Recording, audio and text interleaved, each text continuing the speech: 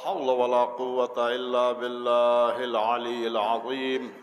أعوذ بالله من شر الشيطان اللعين الرجيم. بسم الله الرحمن الرحيم. الحمد لله رب العالمين والعاقبة للمتقين والجنة للموحدين والنار للعاصين. ثم الصلاة والسلام على سيدنا ونبينا وحبيبنا حبيب إله العالمين أبي القاسم محمد وعلى آله الذين أذهب الله عنهم الرجس وطهرهم تطهيرا. اللهم لنا ولظالما ظلم حق محمد وآل محمد وآخر تابعا له على ذلك. اللهم لعن الإصابة التي جاهدت الحسين وشايعت وبايعت وتابعت على قتله. اللهم لعنهم جميعا ولعنة الله على أعدائهم من الآن إلى لقاء يوم الدين. أما بعد، يا أيها الذين آمنوا أوصيكم عباد الله ونفسي بتقوى الله. اتقوا الله فإن خير الزاد التقوى.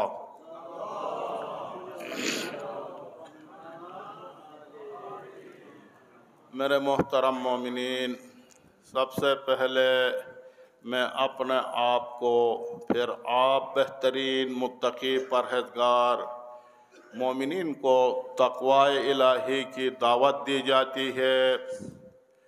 ہمیشہ تقوی الہی کو اپنائیے اور آپس میں ایک دوسرے کے اوپر ظلم و زیادتی نہ کیجیے، عدل و انصاف سے کام لیجیے.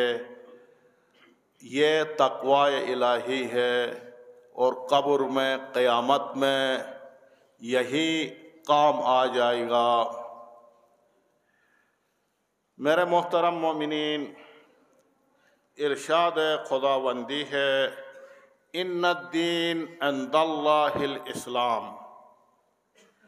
دین اللہ کے نزدیک جو حقیقی دین ہے وہ اسلام ہے. اور اسلام کا معنی سر تسلیم خم کرنا. سر تسلیم خم کرنا.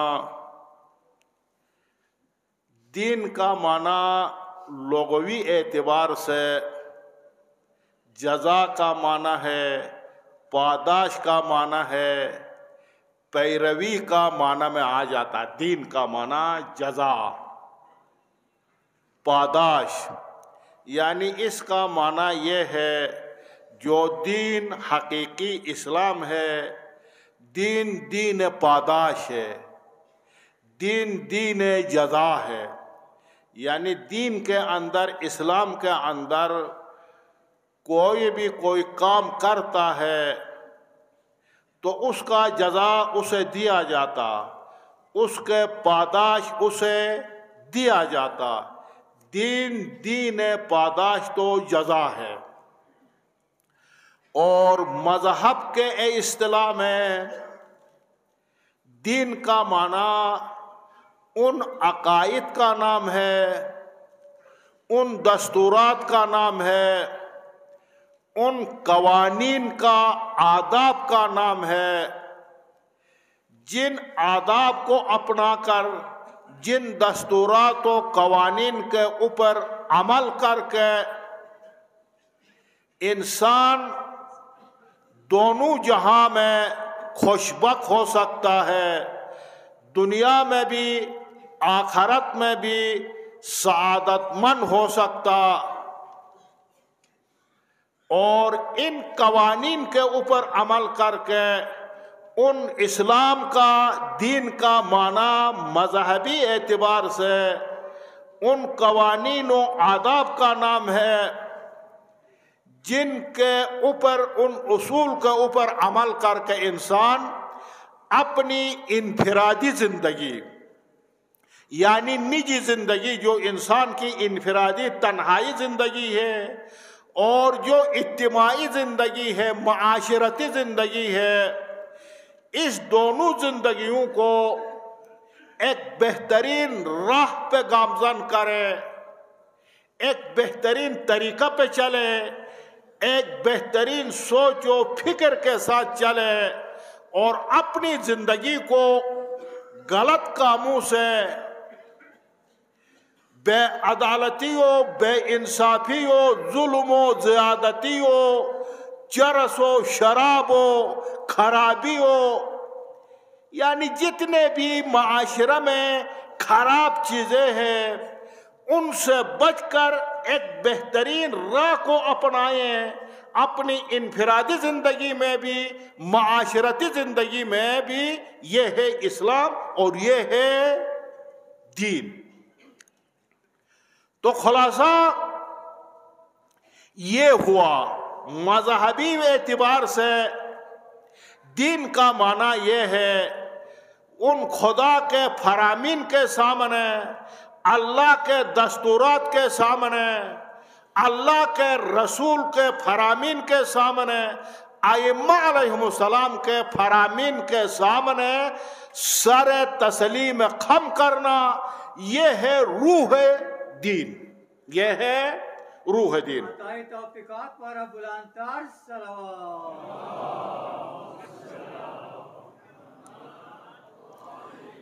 اس حوالے سے مولا امیر المومنین علیہ افضل الصلاۃ والسلام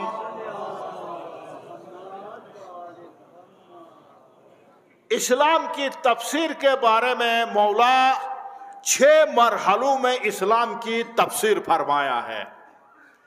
یوں اس طرح بیان فرمایا امام نے، لَأَنْسَبَنَّ الْإِسْلَامِ نِسْبَةً لم ينصفها احد قبلی،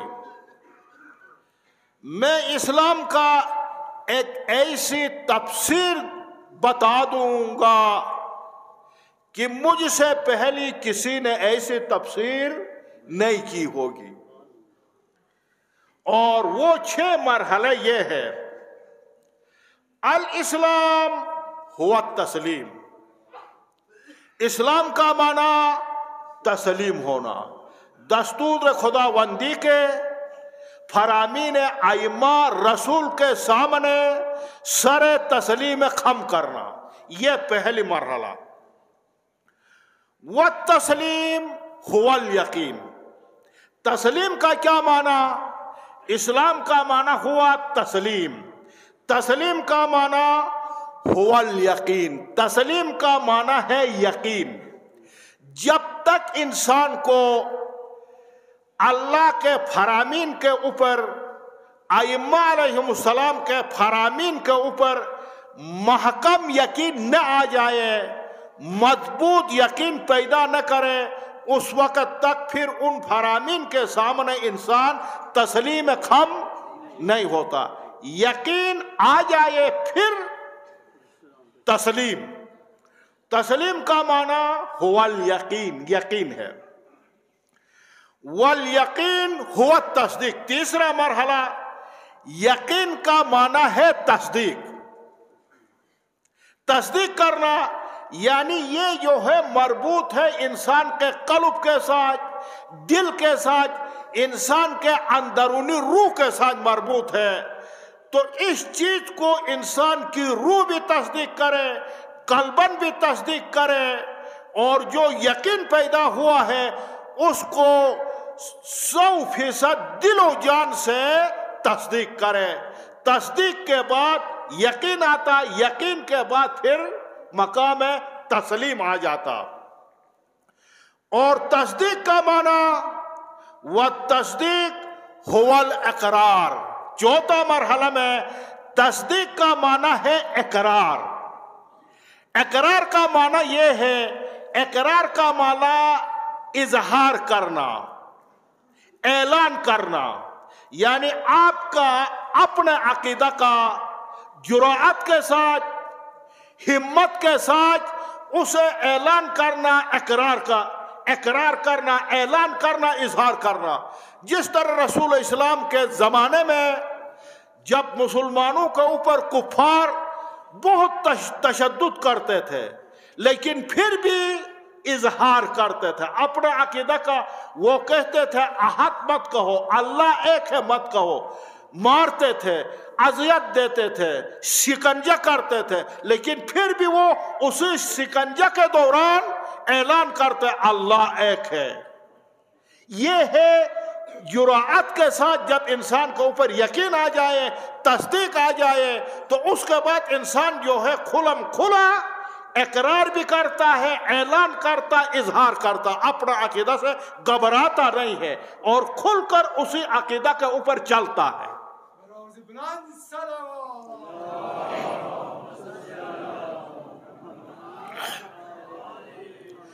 پانچواں مرحلہ میں والاقرار هو الادا. اقرار کا معنی ہے ادا، یعنی کیا مقصد؟ آپ نے سب کچھ مان لیا، اپنے عقیدہ کو جان و دل سے ماننے کے بعد مرحلہ ادا آتا، یعنی آپ کو جو ذمہ داری دی گئی ہے اللہ کی طرف سے، اسلام کی طرف سے، رسول کی طرف سے، ائمہ کی طرف سے، اسے قبول کرنا، دل و جان سے ادا قبول کرنا، ذمہ داری کو قبول کرنا. مثلا اس دنیا میں بھی آپ کو ایک ذمہ داری دی جاتی ہے، جب تک آپ اسے قبول نہیں کرتے آپ اس کے اوپر عمل پیرا نہیں ہوتے. جب اسے قبول کرتے آپ اس کے اوپر اس ذمہ داری کو نبھانے کی کوشش کرتے. پانچواں مرحلہ میں اس ذمہ داری کو دل و جان سے قبول کرنا. والادا هو العمل. چھٹا مرحلہ میں ادا، ذمہ داری قبول کرنے کے بعد، تصدیق کے بعد، یقین کے بعد، اقرار کے بعد، مقام عمل میں اس کو جامع عمل پہنانا. بس آپ نے اقرار کر دیا، لقلقہ زبان سے جناب لقلقہ زبان سے قبول کر دیا، عقیدہ کے حوالے سے، دستورات کے حوالے سے، قوانین کے حوالے سے، اسلام کے حوالے سے، لیکن اس کے اوپر عمل نہیں کیا تو یہ ساری چیزیں جو ہے کوئی کارآمد نہیں ہے. آخری ان تمام مراحل کے بعد آخری مرحلہ جو ہے وہ مقام عمل ہے، عمل کرنا. تو یہ ہے اسلام کی جو مولا امیر المومنین نے تفسیر فرمایا 6 مرحلوں میں، اور آخری مرحلہ جو مولا نے فرمایا وہ عمل ہے. اور آج ہم سر تسلیم خم بھی کرتے، تصدیق بھی ہے، اقرار بھی کرتے، کھل کر اپنے عقیدہ کا اقرار بھی کرتے، اپنے عقائد کو، اور یقین، تصدیق، ادا، ذمہ داری بھی سمجھتے ہیں. ہماری ذمہ داری خدا کی طرف سے یہ ہے، ائمہ کی طرف سے یہ ہے، رسول کی طرف سے ہمیں یہ ذمہ داری دی گئی. یہ سب کچھ مانتے ہیں، لیکن اس کے باوجود آج ہمارا معاشرہ دین سے دور ہوتا جا رہا، اسلام سے دور ہوتا جا رہا. وہ اس کی بنیادی وجہ ہم سب کچھ ہونے کے بعد، محب اہل بیت ہونے کے بعد، خدا کو ماننے کے بعد، رسول کو ماننے کے بعد، ہماری کمزوری مقام عمل میں ہے، عمل نہیں کرتے. اب یہ کہ جناب علی دیکھیں، بس ہمارا، ہم سب کا، اب اس دور کے تمام جناب مسلمانوں کا، تمام مومنین کا ہمارا عمل کیا ہے؟ ہم سب کے سب گفتار کا غازی ہے، باتوں کا غازی ہے، باتوں کے مجاہد ہے، عمل کا نہیں، کردار کا نہیں. میدان میں کردار کے غازی بننے کی کوشش نہیں کرتے، اور مقام عمل میں عمل کرنے کی کوشش نہیں کرتے.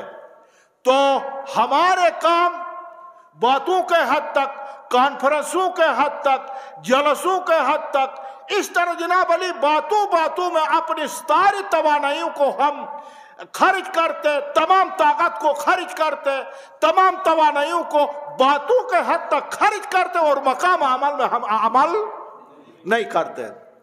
اس کی بنیادی وجہ کیا لوگوں میں جہالت ہے، نادانی ہے، احکام کو نہیں جانتے، خدا کے دستورات سے نابلد ہے، خدا کے دستورات کو نہیں سمجھتے؟ نہیں، ایسا نہیں ہے، بلکہ آج یہ دور جو ہے ایسا دور ہے جہاں یورپ میں کوئی بات ہوتی وہ بھی ہمارے جوانوں کے علم میں ہوتا ہے، مسائل دینی مسائل کے اوپر بھی آگاہی رکھتے ہیں، تمام اپنے عقائد کے اوپر بھی، مسائل کے اوپر بھی دستورات کو سمجھتے ہیں، جہالت نہیں ہے، نادانی نہیں ہے، پھر فقط احکام سے، حق سے انحراف ہے، حق سے سرکشی ہے، سمجھتے ہوئے جانتے ہوئے مقام عمل میں حق سے انحراف کرتے ہیں اور اپنے ذاتی مفادات کے پیچھے ہوتے ہیں اور اپنے ذاتی مفادات کو دین کے اوپر مقدم رکھتے ہیں،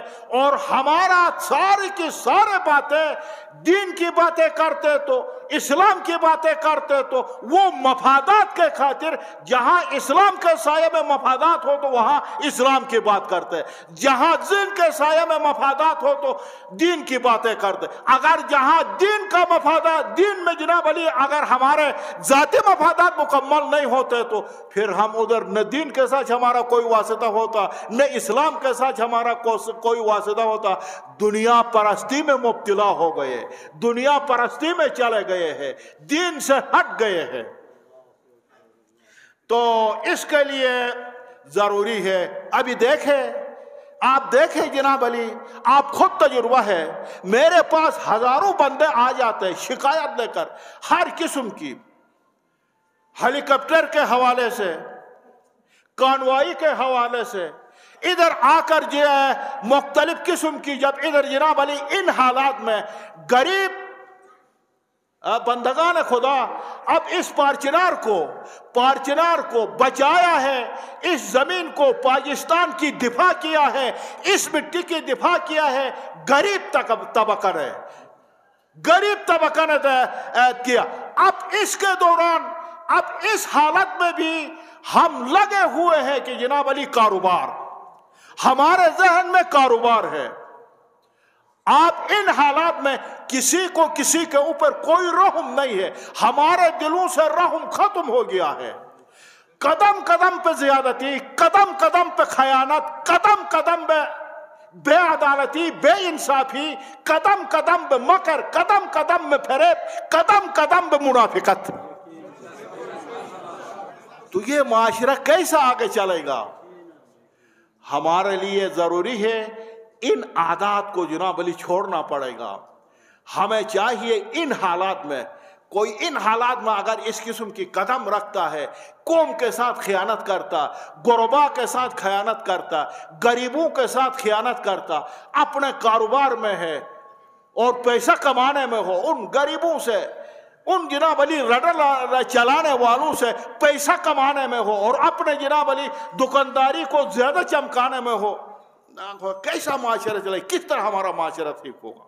پروردگارا بحق انوار طیبہ چہاردہ معصومین ہمارے دلوں کو نور معرفت محمد و آل محمد سے منور فرما، پروردگارا ہمارے سینوں کو ولایت اہل بیت سے لبریز فرما، پروردگارا دنیا میں محمد اور آل محمد کی زیارت نصیب فرما، پروردگارا آخرت میں ان کی شفاعت نصیب فرما، قیامت میں ان کے پرچم کے سائے تلے سعادت نصیب فرما۔